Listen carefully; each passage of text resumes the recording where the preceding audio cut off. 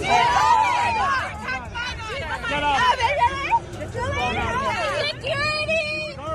Take the shots out. Got to get to this one. Jason, the co-owner of the Seattle Storm, now suspended and fined for antagonizing fans who were supporting WNBA player Sophie Cunningham. The fans held signs saying, "Thank you, Sophie, for speaking up for girls." The Seattle Storm co-owner left these fans in tears, attacking them for those signs. I mean, what kind of message does that send? Oh, the message it sends is the message they want to send. They're not welcome at Storm games, and they're not welcome in the WNBA. Sophie Cunningham was like, hey, God forbid, men's sports, girls play girls sports. God forbid we actually support women and girls in sporting competitions. I know it's very crazy. A Seattle Storm co-owner has been suspended after reportedly confronting a group of teenage girls over a sign supporting WNBA player Sophie Cunningham during a game. The incident quickly sparked debate across the basketball community, drawing attention far beyond the arena. Rather than escalating the controversy, Sophie Cunningham responded with a message calling for respect and inclusion. She said she believes there should be a place for everyone, regardless of their views or identity, emphasizing that people can disagree while still treating one another with kindness. She also praised the girls for standing up for what they believed in and hinted that she would address the situation further soon. The contrast between Cunningham's measured response and the co-owner's reported behavior fueled even more discussion online. Many fans argued that the incident reflected poorly on the organization's leadership, with critics describing the confrontation as unnecessary and disappointing for someone in such a prominent position.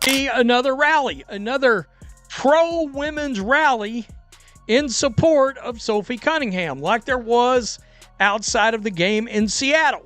There's actually 2 more planned now. And all I've got to say is, what was expected to be a regular matchup between the Indiana Fever and Seattle Storm quickly became part of a larger public debate. Before tip-off at Climate Pledge Arena, a group of fans gathered outside to show support for Sophie Cunningham, while others highlighted a Washington ballot measure related to girls' sports. By game time, the conversation had expanded beyond basketball, reflecting a broader discussion that had been building for weeks.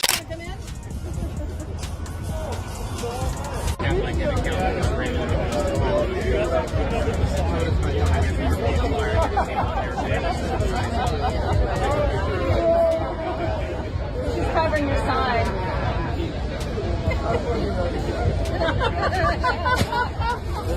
The controversy began more than a week before the game when Sophie Cunningham was asked during an ESPN interview about protecting girls' sports. She gave a direct response without criticizing any individual or team. After the interview circulated online, however, many people interpreted her comments through the lens of broader political and social debates, fueling discussion that continued leading up to the Seattle game. This is WNBA star Sophie Cunningham. She recently voiced her opinion on trans women in sports, and it led to a courtside confrontation. So ESPN published an interview with Sophie earlier this month in which they explained that she is called Mag Barbie by some. She said that she got that title simply because of how she looks and where she's from, which is Missouri, but she described herself as in the middle politically. And then she got into talking about trans women in sports, and she said, "I got a lot of negative feedback about me hating trans, and I'm like, I never once said that." She said, "I think that I'm here to extend love, but I also think that love is truth, being honest, and I want to protect young girls in a locker room or young girls in sports who shouldn't have to go against biological men." So that is the quote that gained a lot of attention. Her podcast co-host... Within days, the discussion had grown far beyond basketball. National media outlets and television programs picked up the story, turning it into a broader public debate that extended outside the WNBA. As attention increased, Sophie Cunningham continued to stand by her comments, and the controversy carried into Tuesday night's game in Seattle. Well, we were just sitting there with our signs that said, like, we love Sophie, like, thank you, Sophie, for speaking up. And so we were holding on, just watching the game. Again, like, we were being super great. We hadn't said anything to anyone else. We were being super respectful. We were just holding our signs and cheering for both teams. And this lady, older lady, comes up to us. And at first I think she's going to be nice. And then she asked, like, "What are you guys doing?" Or something like that. And then it was like, "Jesus loves everyone." That's what she told us. And I was like, "Oh, I know. Like, I'm religious. Like, I know. Like, I know." Nice. Yeah. And she's like, "Oh, I hope Jesus can forgive you for what sin you've done," and like something like that. And then she told us that we were effing insane, and that we and she's like, and she went like this. Insane. Yeah. She's like, you better stop this and stop pulling shit. this. Yeah. And For you guys I to hope come God here can and save pull you. this. Yeah. During the game, 2 teenage fans sitting courtside held up a sign that read, "Thank you, Sophie, for speaking up for girls." The message contained no insults or attacks. It simply expressed appreciation for Sophie Cunningham's public stance, according to the teenagers, who later shared their experience with podcast host Brandi Cruz. A woman approached them during the game and criticized both their shirts and their sign. They said she told them their presence was insane, remarked that Jesus loves everyone, and added that she hoped Jesus would forgive them for whatever sin they had committed. One of the girls said the encounter left her in tears, describing how an evening of watching basketball suddenly became emotional and deeply personal. The girls also alleged they were asked to put away their pro-Sophie Cunningham sign, while another fan displaying a sign with a different message was allowed to keep theirs visible. The woman involved was later identified by multiple reports as Celeste Keaton, a minority owner of the Seattle Storm. After Brandi Cruz posted about the incident, the story quickly spread across social media, prompting widespread discussion. Cruz also claimed that when she sought help from arena security on the girls' behalf, she was told to contact the team's front office after the game rather than receiving immediate assistance. The allegation sparked criticism online, with many questioning how a confrontation involving teenage fans and a professional sports team executive was handled and calling for greater accountability. The question really is, what is it about you crazy-ass lesbian WNBA people that you hate kids? I mean, yesterday, the co-owner of whatever that team is called, the Seattle Storm, goes off, makes some little kids cry. Why? Because they're wearing a Sophie Cunningham jersey. So now we've got angry, big fat white lesbian women that have lost their minds, not only on Caitlin Clark, Sophie Cunningham, but on children. You know, you liberals, you love the mutilation of children, you want the mutilation of children, and now you just want to crush kids who are supporting, well, somebody that supported them in Sophie Cunningham.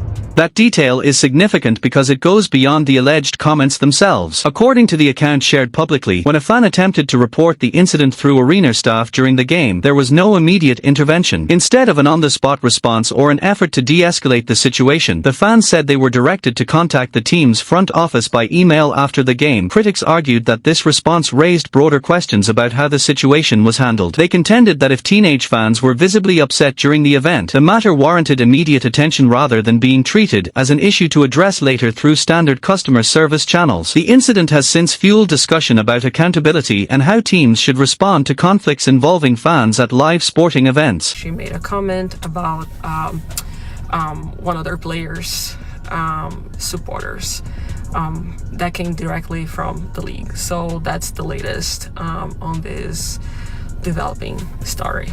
So there it is. As criticism continued to grow, the WNBA announced disciplinary action by Thursday. The league fined Celeste Keaton an undisclosed amount and suspended her from attending the Seattle Storm's next 5 home games. The decision marked a clear consequence in response to the controversy. The timeline, however, became part of the discussion. The alleged incident occurred on Tuesday night, and by Wednesday, videos and the teenagers' accounts had spread widely across social media and news outlets. The Seattle Storm released a statement, but it did not identify Keaton by name. It was not until Thursday that the WNBA publicly confirmed the disciplinary action. For many observers, the sequence of events prompted questions about how quickly the league responded. Given how rapidly the story gained national attention, some critics argued that the official response appeared slower than expected for a controversy that had quickly become one of the league's biggest talking points. Just for these Sophie Cunningham, Caitlin Clark fans, I don't think that's enough. She needs to get in front of a damn microphone and podium and camera and apologize to those young girls that she made cry for no reason, and she needs to get on camera and talk about what she's gonna do to shore up the security to make sure that fans of the opposing teams don't get spit in the face. That is what she needs to do. This is not nearly enough. Women, biological women, belong in women's sports, not men who call themselves women. It's very, very simple. And then she doubled down, and what happened within the next 48 hours? All of her shoes sold out. They were already, I think, well on their way, but they were all gone, men's and women's sizes, in an hour. Her jersey now is the second top, best-selling jersey in the league, behind who? Her teammate Caitlin Clark.